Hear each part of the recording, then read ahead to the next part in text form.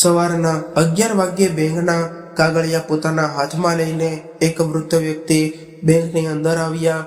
એમણે ખૂબ જ સાદા કપડાં પહેર્યા હતા, એટલે અંદર આવતા જ ત્યાં હાજર રહેલા તમામ ગ્રાહકો અને બેંકના કર્મચારીઓ તેમને વિચિત્ર નજરેથી જોવા લાગ્યા. એ વૃદ્ધ વ્યક્તિનું નામ ચીમનભાઈ હતું. તેમના એક હાથમાં લાકડી હતી અને બીજા હાથમાં બેંકના કાગળ હતા. ચીમનભાઈ ધીમે ધીમે બેંકના કાઉન્ટર તરફ જવા લાગ્યા, જ્યાં એક મહિલા ગ્રાહકને મદદ કરવા માટે બેઠી હતી. એ મહિલાનું નામ રીટા હતું. ચીમનભાઈ ધીમે ધીમે રીટા પાસે ગયા. એ સમયે બેંકની અંદર હાજર રહેલા દરેક વ્યક્તિ ચીમનભાઈ તરફ જોઈ રહ્યા હતા. ચીમનભાઈએ રીટા પાસે જઈને ખૂબ જ નમ્રતાપૂર્વક કહ્યું કે મેડમ, મારા અકાઉન્ટમાં થોડીક પ્રોબ્લેમ છે, એટલે તમે થોડીક તપાસ કરો ને.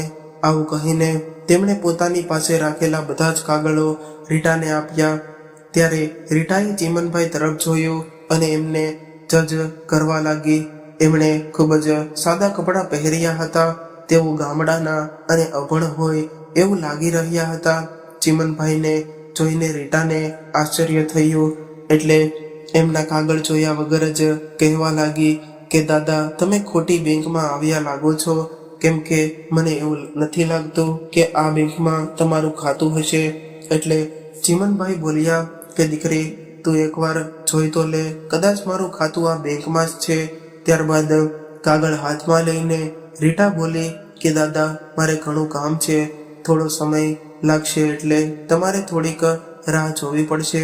એવું કહીને રીટા અને બેંકના અન્ય કર્મચારીઓ પોતાના કામમાં વ્યસ્ત થઈ ગયા અને ચીમનભાઈ ત્યાં ઊભા રહીને રાહ જોવા લાગ્યા. થોડી વાર પછી એમણે ફરી કહ્યું કે દીકરી, તું તારા કામમાં વ્યસ્ત હોય અને હજુ વધારે સમય લાગે એમ હોય તો મેનેજરને ફોન કર, મારે એમનું પણ થોડું કામ છે. એટલે રીટાએ બેંકના મેનેજરની કેબિનમાં ફોન કર્યો અને ફોન પર મેનેજરને એવું કહ્યું કે સર, એક વૃદ્ધ વ્યક્તિ તમને મળવા માંગે છે, તો હું તેમને તમારી પાસે મોકલું કે નહીં. એટલે મેનેજર પોતાની કેબિનમાંથી ચીમનભાઈ તરફ જોવા લાગ્યા અને પૂછ્યું કે એ વૃદ્ધ વ્યક્તિ આપણી બેંકના ગ્રાહક છે કે કોઈ ટાઈમ પાસ કરવા વાળા છે. એટલે રીટાએ જવાબ આપ્યો કે સર, મને તો કંઈ ખબર નથી, પરંતુ એ તમને મળવાની વાત કરી રહ્યા છે. એટલે મેનેજરે કહ્યું કે મારી પાસે આવા લોકોને મળવા માટે સમય નથી હોતો, એટલે તું એને વેઇટિંગ એરિયામાં બેસવાનું કહી દે. થોડા સમય પછી તેઓ જાતે જ અહીંથી જતા રહેશે. ત્યારબાદ રીટાએ મેનેજરની વાત માની લીધી અને ચીમનભાઈને કહ્યું કે દાદા, તમે ત્યાં વેઇટિંગ એરિયામાં બેસો, થોડા સમય પછી મેનેજર સાહેબ ફ્રી થઈ જશે, ત્યારે તમે એમને મળી શકશો. એટલે ચીમનભાઈ ધીમે ધીમે વેઇટિંગ એરિયા તરફ આગળ વધ્યા અને ખૂણામાં રાખેલી ખુરશી પર બેસી ગયા. બેંકની અંદર હાજર રહેલા બધા જ લોકો હજુ પણ ચીમનભાઈ તરફ જોઈ રહ્યા હતા, કેમ કે આ બેંકમાં શ્રીમંત અને સૂટ પહેરનાર લોકો જ આવતા હતા. આવી પરિસ્થિતિમાં સામાન્ય કપડામાં આવેલા ચીમનભાઈ બધાના આકર્ષણનું કેન્દ્ર બન્યા હતા. લોકો એમના વિશે અલગ અલગ પ્રકારની વાતો કરી રહ્યા હતા. કેટલાય લોકો એમને ભિખારી સમજી રહ્યા હતા, તો કેટલાય લોકો એવું કહેતા હતા કે શું આવા લોકોનું પણ આ બેંકમાં ખાતું હશે. વેઇટિંગ એરિયામાં બેસેલા ચીમનભાઈ પણ આ બધી વાતો સાંભળી રહ્યા હતા, પરંતુ એમણે કોઈ પણ વાત ઉપર ધ્યાન દીધું નહીં અને તેઓ પોતાનો વારો આવે એની રાહ જોવા લાગ્યા. ત્યારે જ બેંકનો એક કર્મચારી, તેનું નામ સાકેત કહ્યું અને નાની એવી પોસ્ટ ઉપર કાર્યરત હતો, એ કંઈક કામથી બહાર ગયો હતો અને બહારથી બેંકમાં આવ્યો. એ જ્યારે અંદર આવ્યો તો એણે જોયું કે બેંકમાં હાજર રહેલી દરેક વ્યક્તિનું ધ્યાન ચીમનભાઈ તરફ હતું અને તે લોકો તેમના વિશે ખરાબ વાત કરી રહ્યા હતા.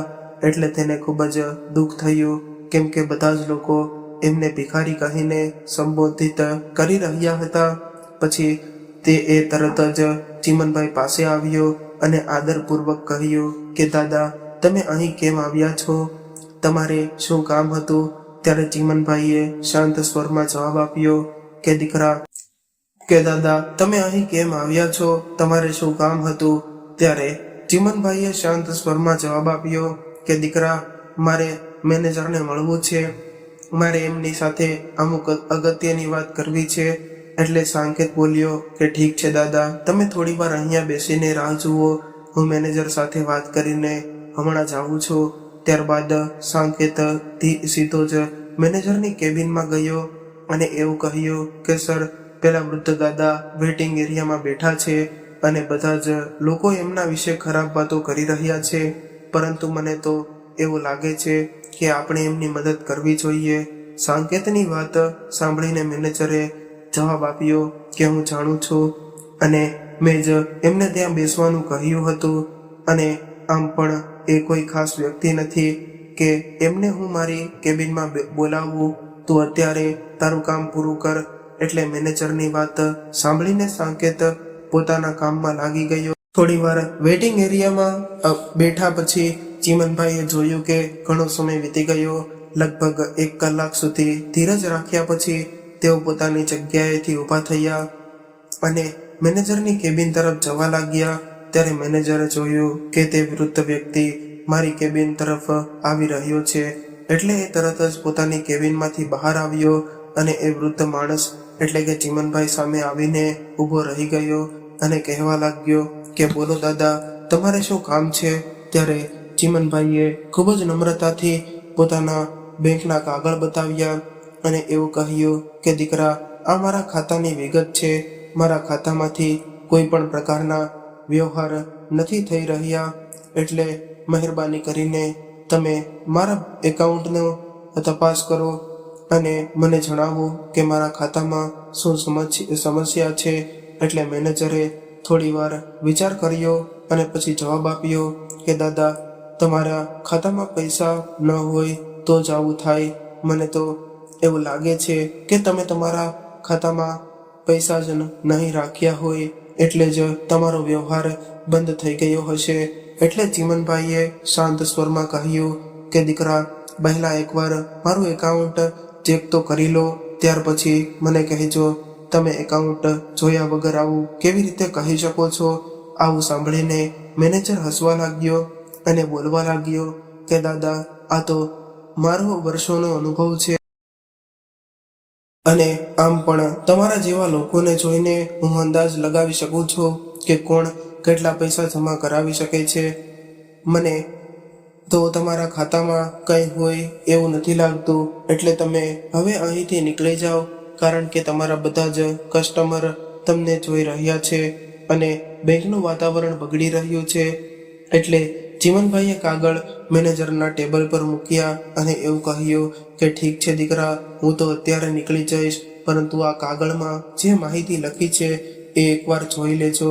આટલું કહીને ચીમનભાઈ ત્યાંથી ચાલતા થયા અને દરવાજા પર પહોંચ્યા. ત્યારે એમણે પાછા ફરીને એવું કહ્યું કે મેનેજર સાહેબ, મારી સાથે આવું ખરાબ વર્તન કરવાનું પરિણામ તમારે ભોગવવું પડશે.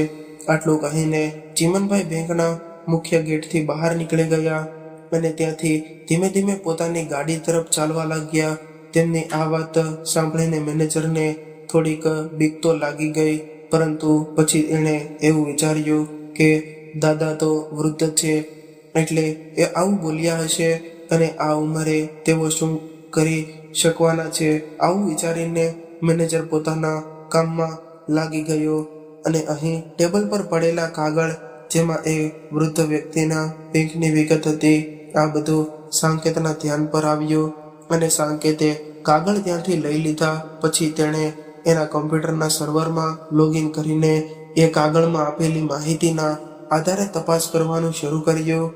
એણે ચીમનભાઈના એકાઉન્ટના જૂના રેકોર્ડની તપાસ કરી તો એ આશ્ચર્યચકિત રહી ગયો, કેમ કે એને જાણવા મળ્યું હતું કે આ વૃદ્ધ વ્યક્તિ બીજું કોઈ નહીં પરંતુ આ બેંકના માલિક હતા, કેમ કે બેંકના મોટાભાગના શેર એમના નામે હતા.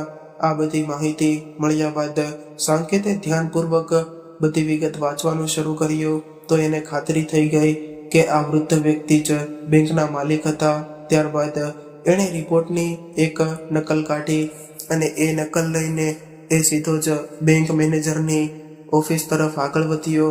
તો એ સમયે મેનેજર કોઈ શ્રીમંત ગ્રાહક સાથે વાત કરી રહ્યો હતો અને કોઈ નવી યોજના વિશે સમજાવી રહ્યો હતો. ત્યારે સાંકેત મેનેજરની ઓફિસમાં આવ્યો એટલે મેનેજરે ઈશારાથી પૂછ્યું કે તું કેમ આવ્યો છો?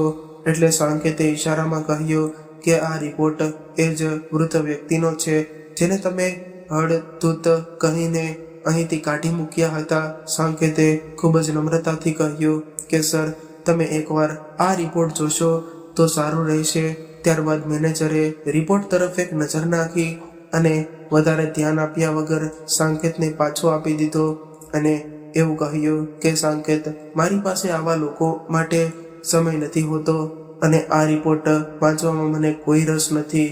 ત્યારે સાંકેતે રિપોર્ટ પાછો લીધો અને પોતાનું કામ શરૂ કર્યું. હવે બેંકનું વાતાવરણ પણ સામાન્ય થઈ ગયું અને બધા જ લોકો પોતપોતાના કામમાં વ્યસ્ત થઈ ગયા. ધીમે ધીમે સાંજ પડી અને દિવસ પૂરો થવા લાગ્યો. બીજા દિવસે સવારે ચીમનભાઈ ફરીથી એ જ સમયે બેંકમાં આવ્યા. આજે એમની સાથે એ જ અન્ય વ્યક્તિ પણ હતો અને એ વ્યક્તિ સંપૂર્ણપણે સૂટ બૂટમાં હતો.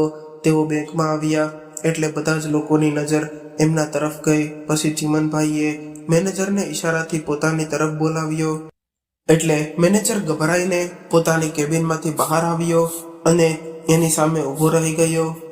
ત્યારે ચીમનભાઈએ મેનેજરને એવું કહ્યું કે મેનેજર સાહેબ, મેં તમને કહ્યું હતું ને કે તમારા આવા વ્યવહારને લીધે તમને તકલીફ પડશે.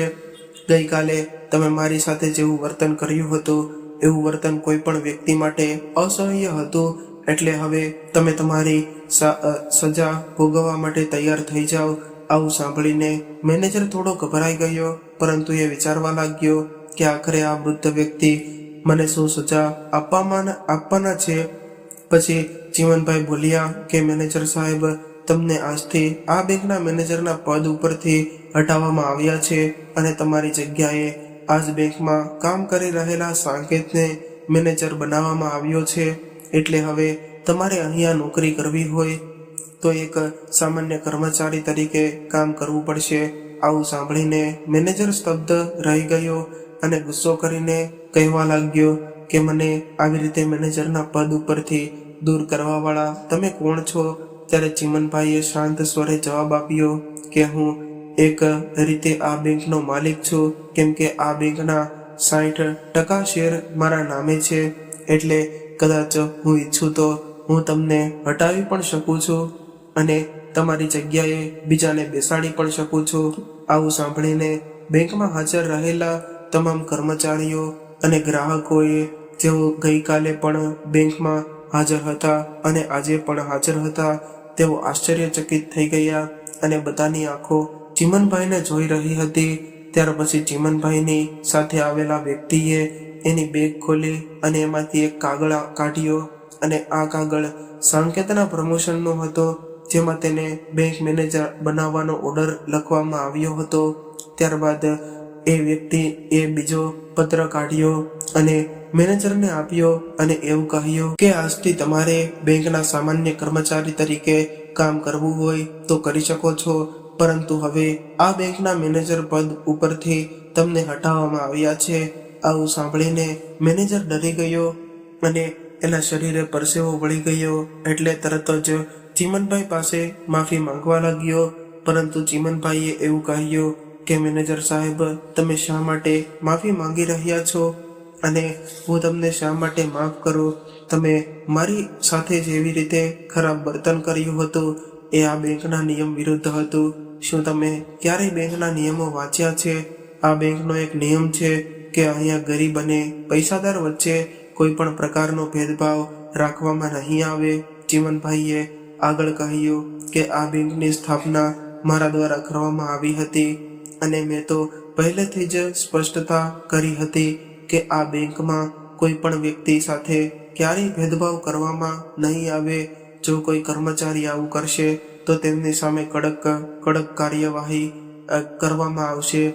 પછી ચીમનભાઈએ કડક અવાજે કહ્યું કે હું તમારા પર દયા કરી રહ્યો છું અને તમને કામ કરવા માટે સક્ષમ છોડી રહ્યો છું, અન્યથા હું તમને મારી બેંકમાંથી પણ દૂર કરી શકું છું. ત્યાર પછી ચીમનભાઈ આગળ બોલ્યા કે આ સાંકેત જે આપણી બેંકમાં કામ કરતો હતો, જેની પાસે કંઈ ન હોવા છતાં પણ એમણે આવીને મને પૂછ્યું હતું અને મને મદદ કરવાનો પ્રયાસ કર્યો હતો, એટલે એ જ મેનેજરના પદને લાયક છે, કારણ કે એ ગ્રાહકને સારી રીતે સમજી શકે છે. એ ગ્રાહકોના કપડાં જોઈને એને જજ નથી કરતો. ત્યારબાદ ચીમનભાઈએ રીટાને બોલાવીને ઠપકો આપ્યો અને એવું કહ્યું કે જો હું અહીંયા આવ્યો ત્યારે તમે મને મદદ કરી દીધી હોત તો મારે મેનેજર પાસે જવાની ફરજ ન પડી હોત. એટલે આજ પછી આ વાતનું ધ્યાન રાખજો કે કોઈ પણ વ્યક્તિ બેંકની અંદર આવે તો એને એના કપડાં જોઈને પારખવાની ભૂલ ન કરતા, પરંતુ એની સમસ્યા સમજવાની કોશિશ કરજો અને શાંતિથી સમાધાન કરજો. કદાચ તમે મને યોગ્ય રીતે સાંભળ્યો હોત તો મારે મેનેજર પાસે જવાની ફરજ ન પડી હોત અને મારું અપમાન ન થયું હોત.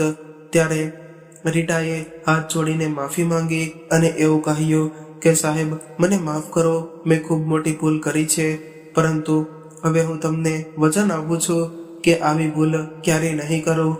ત્યાર પછી ચીમનભાઈ ત્યાંથી જવા માટે નીકળી ગયા, પરંતુ જતી વખતે એમણે બધા જ કર્મચારીઓને એવું કહ્યું કે તમારે સાકેત પાસેથી ઘણું બધું શીખવાની જરૂર છે અને તમે તેની પાસેથી જેટલું શીખી શકો એટલું શીખવાની કોશિશ કરજો. એ જ તમારા ભવિષ્ય માટે સારું રહેશે અને હું પણ સમય પર મારા માણસોને અહીંયા મોકલાવતો રહીશ જે તમારા વર્તનમાં સુધારો લાવવામાં મદદ કરશે. આટલું કહીને ચીમનભાઈ ત્યાંથી નીકળી ગયા અને તેમના ગયા બાદ બેંકનું વાતાવરણ સંપૂર્ણપણે બદલાઈ ગયું. બધા જ કર્મચારીઓ વિચારવા લાગ્યા કે હવે અમારે યોગ્ય રીતે કામ કરવું પડશે, નહીંતર આવનારા સમયમાં આપણો પણ વારો આવી શકે છે. ચીમનભાઈની આવી કકડાઈ સમગ્ર વિસ્તારમાં ચર્ચાનો વિષય બની ગઈ હતી. મોટાભાગના માલિકો એની બેંકો ખોલીને જતા રહે છે અને સંચાલકો અથવા તો કર્મચારીઓ પાછળથી શું કરી રહ્યા છે એનાથી એમને કોઈ ફરક નથી પડતો, પરંતુ ચીમનભાઈ જે માત્ર પોતાની ફરજ નિભાવી એટલું જ નહીં પરંતુ બેંક કર્મચારીઓને પણ એક પાઠ ભણાવી દીધો હતો. તો મિત્રો, ચીમનભાઈ અને સાકેત વિશે તમારો શું અભિપ્રાય છે? આ બંને લોકો વિશે તમે શું વિચારો છો? તમારી અભિપ્રાય કોમેન્ટ બોક્સમાં લખીને જરૂરથી જણાવજો અને આજની આ વાર્તા ગમી હોય તો લાઈક કરીને વધુમાં વધુ શેર પણ કરજો અને આવી જ અવનવી વાર્તા સાંભળવા માટે ચેનલને જરૂરથી સબસ્ક્રાઇબ કરજો. નમસ્કાર, પ્રણામ, સ્વાગત છે તમારું આપણી યુટ્યુબ ચેનલમાં. મિત્રો, આજની કહાની ખૂબ જ સમજવા અને જીવનમાં ઉતારવા લાયક કહાની બનવાની છે, એટલે તમને વિનંતી છે કે આ કહાની અંત સુધી ધ્યાનથી સાંભળજો અને પસંદ આવે તો લાઈક, શેર અને નવા હોય તો ચેનલને સબસ્ક્રાઇબ જરૂરથી કરજો. તો ચાલો શરૂ કરીએ આજની કહાની. આજે આખી ઓફિસ ખાલી થઈ ગઈ હતી, પરંતુ રાહુલ પોતાની જગ્યાએ બેસીને કંઈક વિચારી રહ્યો હતો. એ ઘણા સમયથી કિરણને ફોન કરવાનું વિચારી રહ્યો હતો, પરંતુ જેટલી વાર મોબાઈલ હાથમાં લેતો એટલી વાર રોકાઈ જતો. છેલ્લા કેટલાય સમયથી કિરણ સાથે રાહુલની વાત નહોતી થઈ, પરંતુ આજે તો એ વાત કરીને રહેશે એવું નક્કી કરીને એણે કિરણને ફોન લગાવ્યો અને સામેથી કિરણે હેલો કહ્યું. એટલે રાહુલ કહેવા લાગ્યો કે હું રાહુલ બોલું છું. રાહુલનો અવાજ સાંભળીને કિરણ થોડી વાર માટે ચૂપ થઈ ગઈ અને ત્યારબાદ કડક સ્વરમાં કહેવા લાગી કે હા બોલો રાહુલ, તમે શું કહેવા માંગો છો? ત્યારે રાહુલ કહેવા લાગ્યો કે કિરણ, તું એકવાર ફરીથી વિચાર કરી લે, બધું જ સરખું થઈ જશે. આપણી બધી ઉતાવળ કરીને કોઈ પણ નિર્ણય ના લેવાય. આખરે તારે મારી સાથે કોઈ પ્રોબ્લેમ નથી અને તારી બધી જ મુશ્કેલીઓ પણ થોડા દિવસોમાં જ હલ થઈ જશે. એટલે તું પાછી આવી જા. તું મારી સાથે આવું કેમ કરી શકે છે? આટલું બોલતા બોલતા રાહુલનો સ્વર નરમ થઈ ગયો. ત્યારે કિરણ કહેવા લાગી કે રાહુલ, તું છેલ્લા 2 વર્ષથી આ સમસ્યાનો ઉકેલ નથી લાવી શક્યો, તો હવે શું લાવવાનો હતો? તું આવી રીતે મુશ્કેલી ભર્યા વાતાવરણમાં મારું જીવન પસાર નહીં કરી શકું, એટલે મને માફ કરી દે. આટલું કહેતા તો કિરણનો સ્વર પણ નરમ થઈ ગયો હતો. ત્યારબાદ કિરણે ફોન કાપી નાખ્યો અને રાહુલ ચૂપચાપ બેસી ગયો. મિત્રો, રાહુલ અને કિરણના લગ્ન થયા એને 2 વર્ષ થઈ ગયા હતા અને છેલ્લા 1 વર્ષથી કિરણ એના પિયરમાં રહેતી હતી. કિરણ સાથે જ્યારે એના સંબંધની વાત થઈ હતી એ સમય દરમિયાન એ બંને લોકો ઘણીવાર મળ્યા હતા અને ત્યારે રાહુલને કિરણ એક સુંદર અને શાંત સ્વભાવની છોકરી લાગતી હતી અને કિરણ એક મલ્ટીનેશનલ કંપનીમાં જોબ કરતી હતી અને કિરણ સાથે વાત કરતા કરતા સમયે કિરણે રાહુલને સ્પષ્ટ કહી દીધું કે આજકાલની આઝાદ વિચારોવાળી છોકરીઓ પોતાના સાસરિયામાં રહેવાનું પસંદ નથી કરતી, પરંતુ રાહુલ પોતાના માતા પિતાનો એકનો એક દીકરો હતો, એટલે એ એના માતા પિતાથી અલગ થઈને રહી શકે તેવી પરિસ્થિતિમાં નહોતો. એટલે રાહુલે કિરણને એવું કહ્યું કે કિરણ, લગ્ન બાદ તારે મારા માતા પિતાથી સાથે રહેવું પડશે. ત્યારે કિરણે કહ્યું હતું કે મને કંઈ વાંધો નથી, તારા માતા પિતા સાથે રહેવાથી તો મને પણ તેની મદદ મળશે, મારે થોડું ઘણું સહન કરવું પડશે, પરંતુ તેઓ હું સહન કરી લઈશ. આવું સાંભળીને રાહુલ ખુશ થઈ ગયો, પરંતુ કિરણને એવું ન કહી શક્યો કે મારી માતા શિક્ષિત હોવા છતાં પણ ખૂબ જ જૂના વિચારો વાળી છે. ત્યારબાદ બંનેના વિવાહ થઈ ગયા અને કિરણ દુલ્હન બનીને રાહુલના ઘરમાં આવી ગઈ. શરૂઆતના થોડા મહિના સુધી તો બધું સારી રીતે ચાલતું હતું, પરંતુ હવે રાહુલને એની માતાનો ખૂબ જ ખરાબ હોય એવું લાગતું હતું અને એ એવું વિચારતો હતો કે કદાચ થોડા સમયમાં બધું બરાબર થઈ જશે. કિરણ અને રાહુલ એકબીજાને ખૂબ જ પ્રેમ કરતા હતા, પરંતુ ઘરનું બગડી રહેલા વાતાવરણને લીધે એના પ્રેમની કુપાળો ક્યારે સુકાઈ ગઈ તેઓને એને ખ્યાલ પણ ન આવ્યો. અને કિરણ એક મોટી કંપનીમાં મોટા હોદ્દા પર કામ કરતી હતી, પરંતુ રાહુલમાં આ બધું ભૂલીને કિરણ પાસેથી એક સામાન્ય વહુની જેમ અપેક્ષા રાખતી હતી. રસોડામાં પણ કિરણ પોતાની ક્ષમતા અનુસાર બધું જ કામ કરતી હતી અને એના સાસુને કામમાં મદદ કરતી, પરંતુ એના સાસુમાને તો પાડોશીઓની વહુના ગુણ દેખાતા હતા અને એ કિરણને વારે વારે એવું કહેતી કે કેવી રીતે પાડોશીઓની વહુ સવારની ચાથી લઈને સાંજના ભોજન સુધી બધું જ કામ કરે છે, નવરાત્રીમાં પણ 9 દિવસનું વ્રત રાખે છે અને ઘરમાં રોજ કીર્તન ગાય છે. એને તો વિવિધ પ્રકારના પકવાન બનાવતા પણ આવડે છે. સમયની કમી અને થાક હોવા છતાં પણ કિરણે એની સાસુને ખૂબ જ ખુશ કરવાના પ્રયત્નો કરતી રહેતી, પરંતુ એને કિરણના પ્રયાસો દેખાતા જ ન હતા. રાહુલ પણ ઘણીવાર પોતાની માને સમજાવતો રહેતો કે માં, તમે નાની નાની વાતોમાં ધ્યાન દેવાનું છોડી દો, રસોડાનું કામ એટલું બધું મોટું નથી હોતું અને ઉંમરના હિસાબથી તમારાથી કામ ન થઈ શકતું હોય તો જમવાનું બનાવવા માટે રસોઈયું રાખી લઈએ. કિરણ પણ ઓફિસેથી આવીને થાકી જાય છે અને માં, અમે આપણી સુખ સુવિધા માટે જ કમાઈએ છીએ, એટલે આપણે કોઈ ફૂલ ટાઈમ નોકરની વ્યવસ્થા કરી લઈએ. ત્યારે રાહુલની માએ રાહુલને વાત બીજી તરફ ફેરવી નાખી અને કહેવા લાગી કે રાહુલ, તને પહેલા તો તારી માની ક્યારેય ચિંતા નહોતી થઈ, પરંતુ હવે જ્યારે તારી પત્નીને કામ કરવું પડે છે તો તને ખૂબ જ કામ દેખાઈ રહ્યું છે. પોતાની માની વાત સાંભળીને રાહુલને સમજાતું ન હતું કે માને કેવી રીતે ચૂપ કરાવવી. રજાના દિવસે કિરણનું થોડું મોડું ઉઠવું પણ રાહુલની માને પસંદ નહોતું. કિરણને થોડા આધુનિક ડ્રેસ પહેરવા જોવે તો રાહુલની માં એને પણ જોઈ શકતી ન હતી.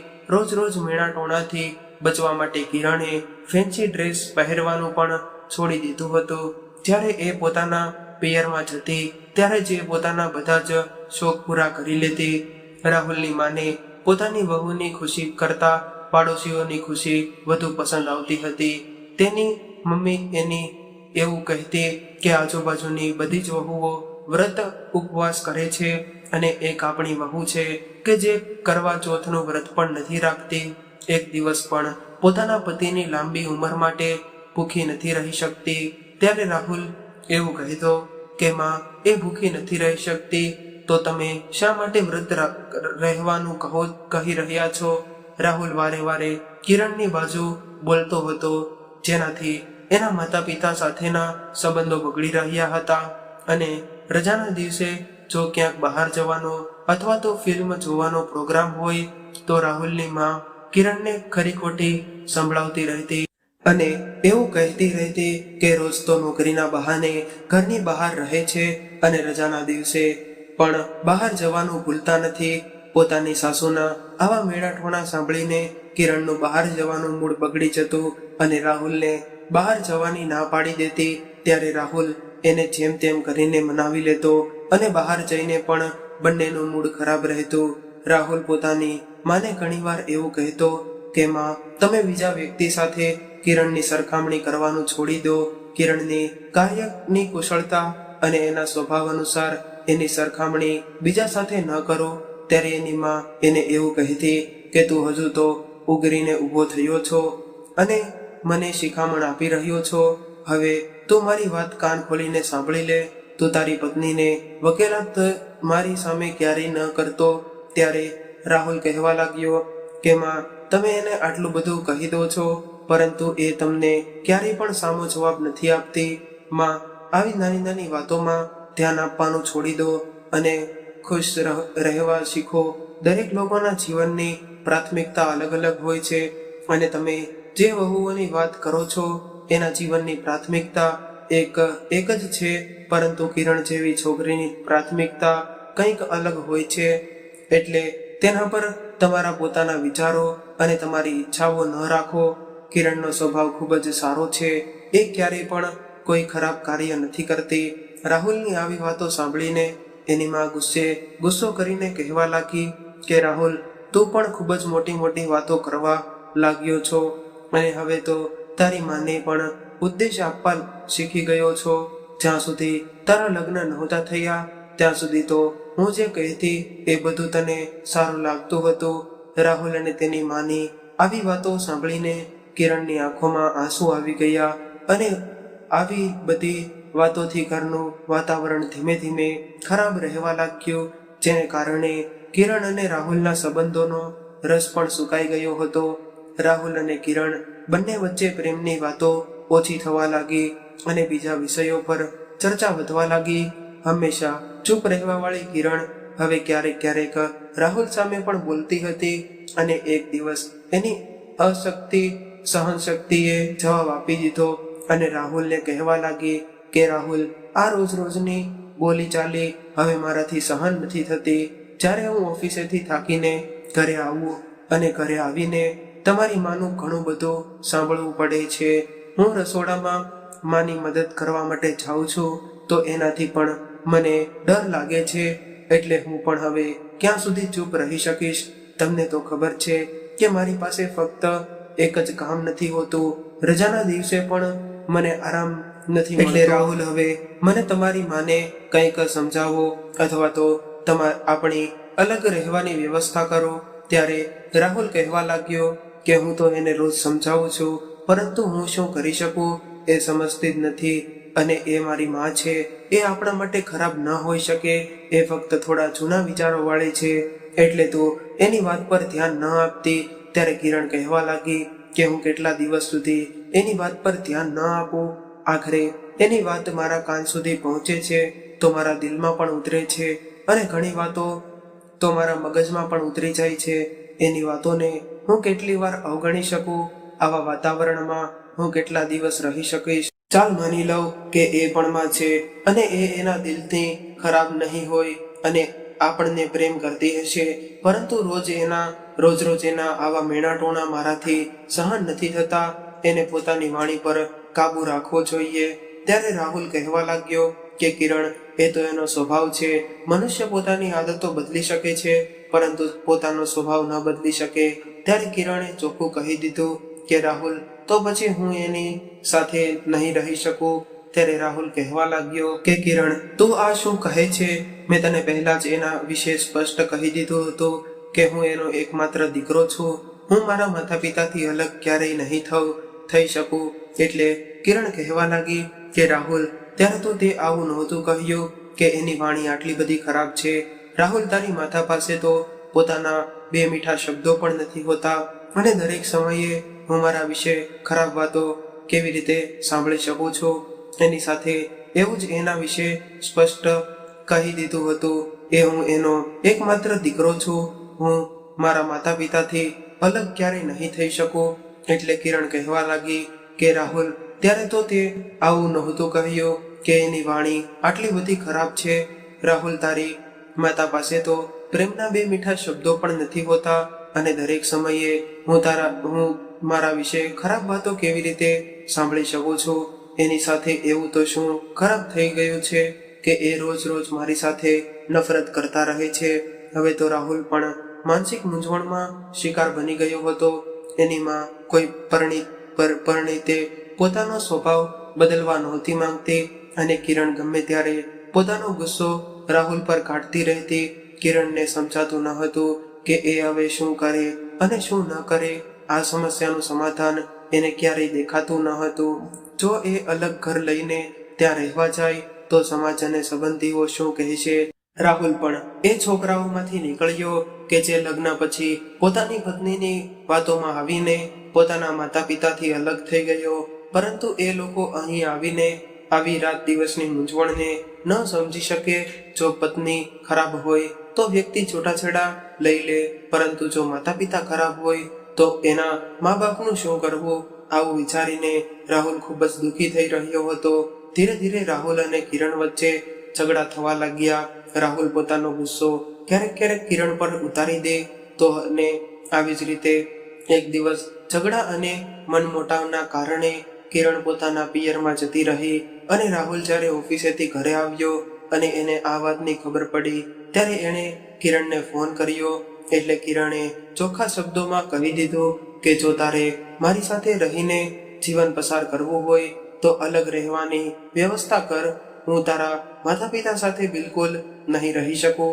રાહુલે કિરણને ઘણી વખત મનાવવાના પ્રયાસ કર્યા, ઘણી રીતે સમજાવવાના પ્રયાસ કર્યા, પરંતુ કિરણે પોતાનો વિચાર ન બદલ્યો. એ ફક્ત રાહુલના માતા પિતાથી અલગ રહેવા માંગતી હતી અને તો જ તે આવવા માટે તૈયાર હતી. હવે 1 વર્ષ પસાર થવા આવ્યું હતું. હવે તો એવું કિરણ કહેવા લાગી હતી કે મારા માટે આ એટલું બધું મુશ્કેલ છે, એટલે હવે તો તું ઈચ્છે તો આપણે બંને આપણો માર્ગ બદલી શકીએ છીએ. આવું સાંભળીને રાહુલ ચોંકી ગયો અને આટલી નાની નાની વાતમાં કિરણ આટલો મોટો નિર્ણય કેવી રીતે કરી શકે. ગુસ્સાને કારણે તેના સમય માટે રાહુલે કિરણને ફોન જ ન કર્યો અને આજે જ્યારે ઘણા દિવસો બાદ રાહુલનો મગજ શાંત થયો એટલે ફરીથી કિરણને સમજાવવા માટે ફોન કર્યો હતો.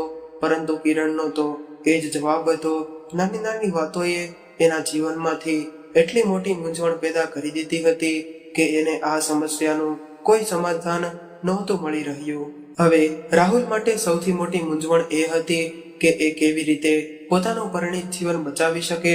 રાહુલ ઓફિસેથી બહાર નીકળ્યો, પરંતુ જ્યારે એને પોતાના ઘરે જવાનું મન ન થયું અને કંઈક વિચારીને એ પોતાના મિત્ર રમેશના ઘરે ગયો. રમેશ એની મૂંઝવણને સારી રીતે સમજતો હતો. ત્યારે રમેશે ચાનો કપ ટેબલ પર રાખીને વાત કરી. એટલે રાહુલ કહેવા લાગ્યો કે કિરણ અલગ રહેવા સિવાય કોઈ પણ શરતની પાછી આવવા માટે તૈયાર નથી. ત્યારે રમેશ પણ કહેવા લાગ્યો કે રાહુલ, તારી માનો સ્વભાવ પણ એવો જ છે, એ પણ કંઈ સમજવા માટે તૈયાર નથી. એટલે રાહુલે કહ્યું કે તારી વાત સાચી છે, મારી માં તો કોઈ પણ રીતે બદલશે નહીં અને આવા વાતાવરણમાં કિરણ પાછી આવશે તો ફરીથી એવું ને એવું જ થવા લાગશે.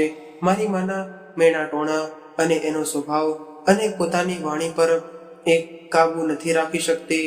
ત્યારે રમેશે કહ્યું કે તું અત્યારે કિરણની વાત માની લે અને તું તારા માતા પિતાથી વધારે દૂર ન જા. ફક્ત તારી માના મેણા ટોણા કિરણને ન સંભળાય એટલા કોઈ ભાડાનું મકાન શોધીને અને તારા પરિણીત જીવનને બચાવી લે. તું અને કિરણ સાથે રહેજો તો એકબીજાના પ્રેમના લીધે આ મુશ્કેલીનું સમાધાન પણ કાઢી શકશો. આવી રીતે એકબીજાથી દૂર રહીને તો સમસ્યા મોટી થઈ જશે. આવી રીતે રહીને તમારા બંનેનો સંબંધ પણ ખરાબ થઈ જશે અને આમ પણ તું જબરદસ્તીથી કિરણને પોતાની સાથે રહેવા માટે ન કહી શકે.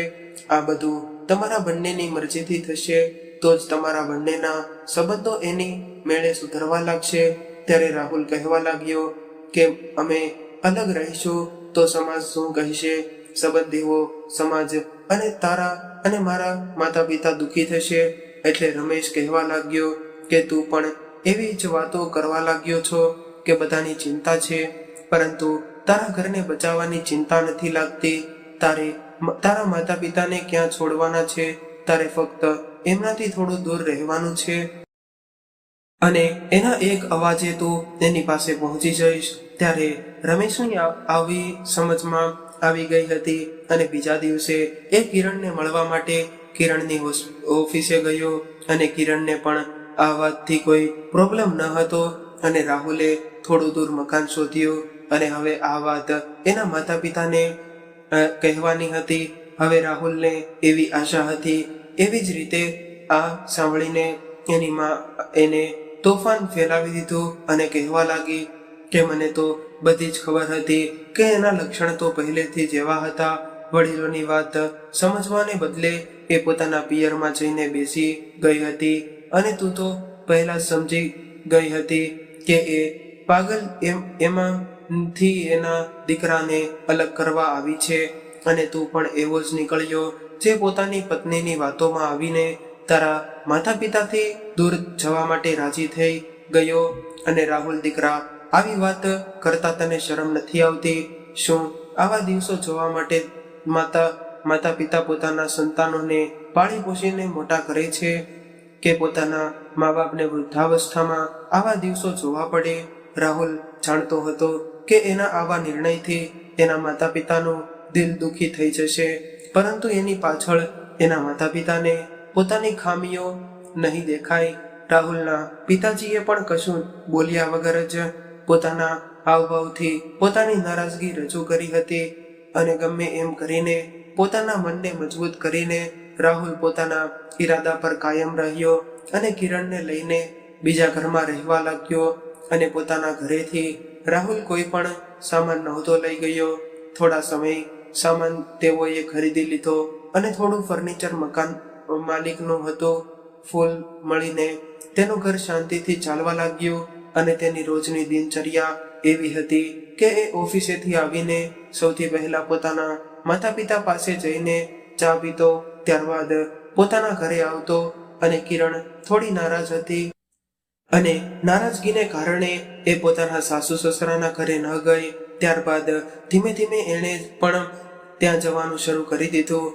હવે તો રજાના દિવસે કિરણ પણ રાહુલ સાથે એના માતા પિતાના ઘરે જતી હતી અને સસરાજીનું મૂડ દેખાવમાં તો સારું લાગતું હતું, પરંતુ સાસુનું મૂડ બગડી જતું હતું. એ લોકો અલગ થયા એને 2 મહિના પણ નહોતા થયા. ત્યારે એક દિવસ સવારે રાહુલના ફોનમાં એના પપ્પાનો ફોન આવ્યો અને એ ગભરાયેલા સ્વરમાં કહી રહ્યા હતા કે તારી માતાનું અકસ્માત થયું છે, એટલે તું જલ્દીથી આવી જા. ત્યારે રાહુલ અને કિરણ ગભરાઈને પોતાના ઘર તરફ દોડવા લાગ્યા અને ઘરે આવીને પોતાની માને ઉપાડીને દવાખાને લઈ ગયા. ત્યારે ખબર પડી કે માના પગમાં ફ્રેક્ચર થયું છે અને એને 45 દિવસનું પ્લાસ્ટર આવશે. ડોક્ટરે તો શરૂઆતમાં સંપૂર્ણ આરામની સલાહ આપી હતી અને બાથરૂમ સુધી પણ વ્હીલચેરમાં લઈ જવાનું કહ્યું હતું. બધી સારવાર કરાવીને માને લઈને રાહુલ અને કિરણ પોતાના ઘરે પહોંચ્યા. ત્યારે કિરણ થાકી ગઈ હોવા છતાં પણ બધા જ લોકો માટે જમવાનું બનાવ્યું અને એ રાત્રે એ બંને ત્યાં જ રોકાઈ ગયા.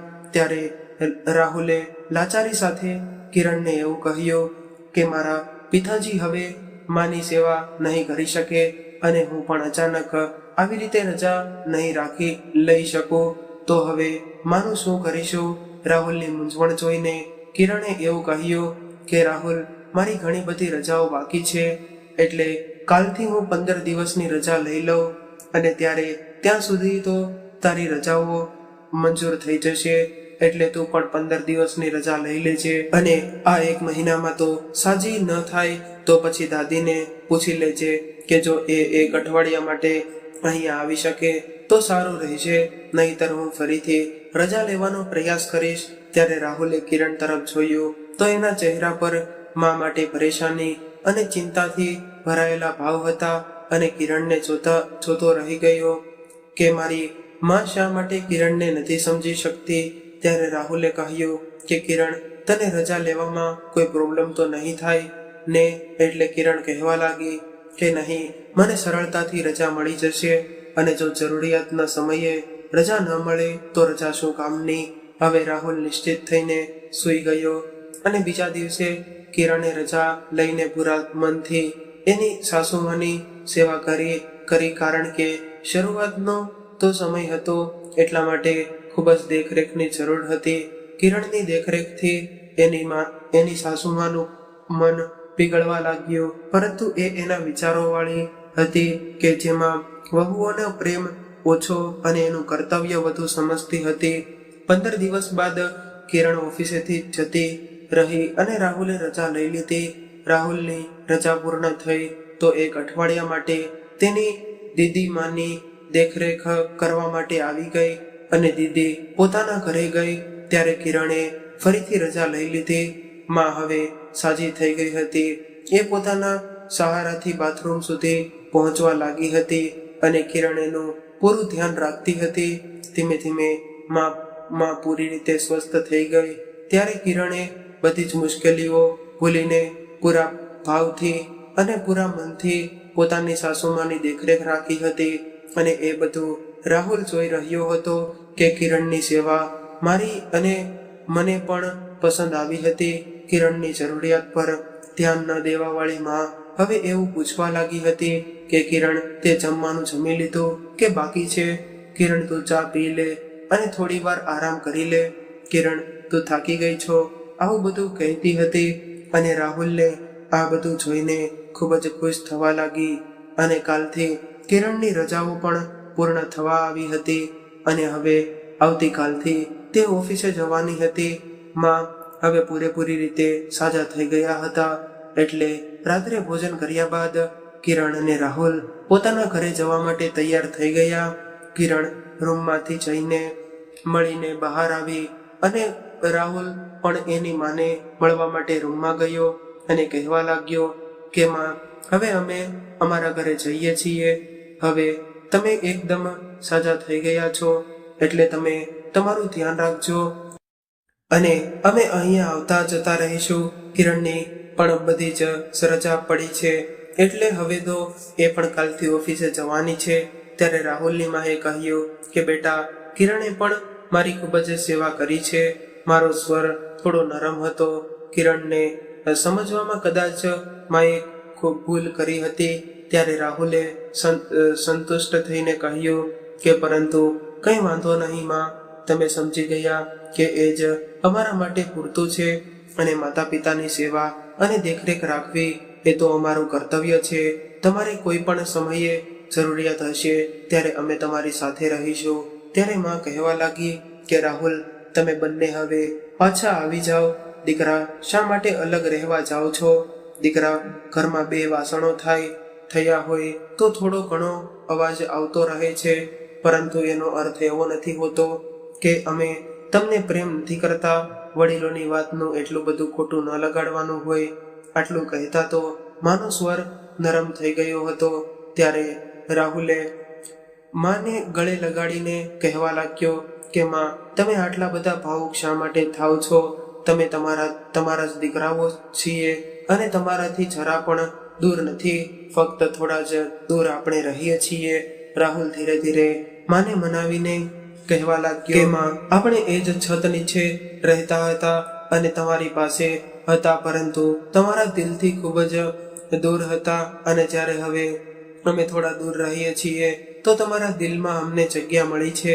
એટલે હવે પાસે રહીને દૂર રહેવું ના કરતા દૂર રહીને પાસે રહેવું વધારે સારું છે. અને હું આશા રાખું છું કે તમે મારી વાત સમજી ગયા હશો. ત્યારે માં કહેવા લાગી કે દીકરા, જૂની વાતો ભૂલીને આપણે બધા ભેગા રહીએ અને એક નવું જીવન શરૂ કરીએ તો શું વાંધો છે? ત્યારે રાહુલે કહ્યું કે માં, જેવી રીતે તમને કિરણ પર વિશ્વાસ થઈ ગયો છે એવી જ રીતે કિરણને પણ તમારા પર વિશ્વાસ થઈ જવા દો. જ્યાં સુધી કિરણ જાતે અહીંયા પાછું આવવાનું નહીં કહે ત્યાં સુધી હું આવું પગલું નહીં ભરું અને ત્યાં સુધી તમે પણ રાહ જુઓ. હું જાણું છું કે કિરણને જે દિવસે તમારા સંબંધો પર વિશ્વાસ આવી જશે ત્યારે એ પોતે પાછી આવી જશે. મારા માટે તો બંને સંબંધો પ્રિય છે. હું તો એવું ઈચ્છું છું કે તમારા બંને વચ્ચે પ્રેમની ભાવના વિકસિત થાય. જેવી રીતે કિરણે તમારું દિલ જીત્યું છે એવી જ રીતે કિરણ જાણતી હતી કે વર્ષોથી આદતો અને વિચારો 4 દિવસમાં નથી બદલાતા અને જ્યારે ફરીથી આજે રહેવાનું શરૂ કરશો તો ફરીથી એની વાણી અને વિચાર પર કાબુ રાખવો મુશ્કેલ થશે. હજુ કિરણને સમજવા માટે વધુ સમયની જરૂર હતી. ત્યારબાદ રાહુલ કિરણને લઈને પોતાના ઘર તરફ જતો રહ્યો. ત્યારબાદ કિરણ અને રાહુલ અલગ રહેવા છતાં પણ માતા પિતાથી નજીક રહીને માતા પિતાની સેવા કરવા લાગ્યા. તો મિત્રો, આજની કહાની તમને કેવી લાગી કોમેન્ટમાં જરૂરથી જણાવજો અને પસંદ આવી હોય તો વિડીયોને લાઈક, શેર અને નવા હોય તો ચેનલને જરૂરથી સબસ્ક્રાઇબ કરજો. હર હર મહાદેવ.